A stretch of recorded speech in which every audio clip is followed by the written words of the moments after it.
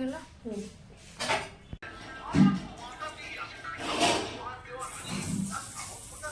কিসের ভিডিও চলতে চলতে বিরিয়ানিটা উপভোগ করছিলাম, সাউন্ডটা শুনে কি বুঝতে পারছেন? আচ্ছা, পারলে অবশ্যই কমেন্ট করে জানাবেন। চলুন তাহলে আজকে শেয়ার করে নিচ্ছি আমার মামির হাতের স্পেশাল বিরিয়ানি। এইদিকে পেঁয়াজ, আদা, রসুন কেটে রাখা হয়েছে, আলু কেটে রাখা হয়েছে, আর এইদিকে মশলা করে নিতে হবে বলে মিক্সিতে সমস্ত কিছু দিয়ে কিন্তু মশলাটাকে করে নেওয়া হলো। কি কি মশলা করে নেওয়া হলো সেটা দেখিয়ে দিলাম। এরপর কড়াইয়ের মধ্যে তেল গরম করে পেঁয়াজটাকে দিয়ে ভেজে নিতে হবে, কারণ লাগবে বিরিয়ানির বেরেস্তা। হালকা একটু লবণ দিয়ে সেটাকে ভেজে নামিয়ে নেওয়া হলো। এবার করে নিতে হবে বিরিয়ানির মাংসের ম্যারিনেট। সেই জন্য টক দই দিয়ে ভালোভাবে কিন্তু মাংসটাকে ম্যারিনেট করে নেওয়া হলো। এদিকে বেরেস্তাটা হয়ে গেছে, তাই ভেজে তুলে রাখা হলো। তারপর আলুগুলোকে ভালো করে ভেজে নিতে হবে। আলু ছাড়া তো বিরিয়ানি অসম্পূর্ণ, তাই আলুটাকে একটু লবণ হলুদ দিয়ে ভালোভাবে ভেজে তুলে রাখা হলো।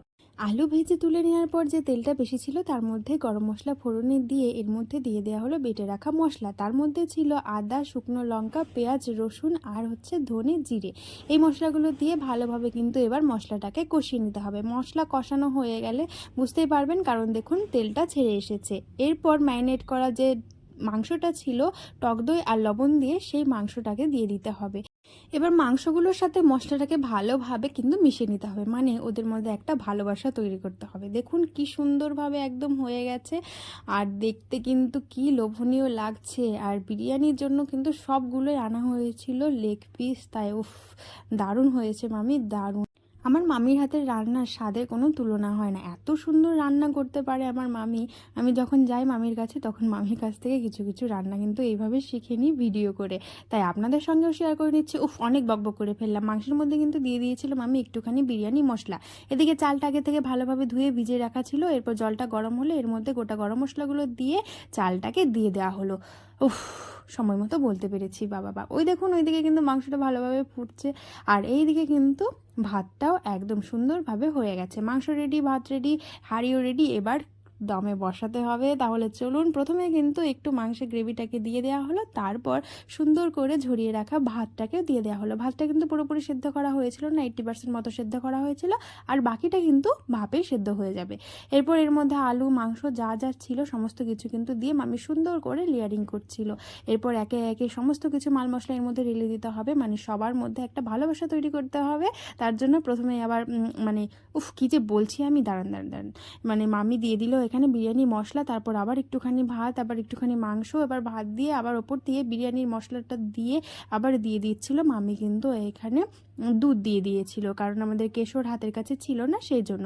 যা ছিল ঘরোয়া পদ্ধতিতে খুব সহজে মামি রান্নাটা করে দিয়েছিল, আর খেতে তো দারুণ হয়েছিল, সেটা আবারও বলছি আমি। এরপর ওপর থেকে বেরেস্তা দিয়ে আর দিয়ে দিয়েছিল ঘি, ব্যাস, দারুণ। এরপর মামি সুন্দর করে একটা তাওয়ার ওপরে এরকমভাবে হাঁড়িটাকে বসিয়ে দিয়েছিল। দম হয়ে গেছে, আর আমাদের বিরিয়ানি কিন্তু একদম তৈরি।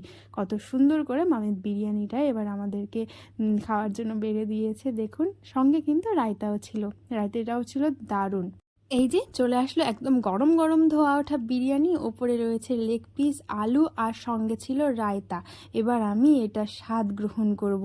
এত সুস্বাদু হয়েছিল যে মামিকে বলতে ইচ্ছে করছিল, চলো মামি, আমরা দুজন মিলে একটা বিরিয়ানির বিজনেস শুরু করি, তুমি এত সুন্দর রান্না করো।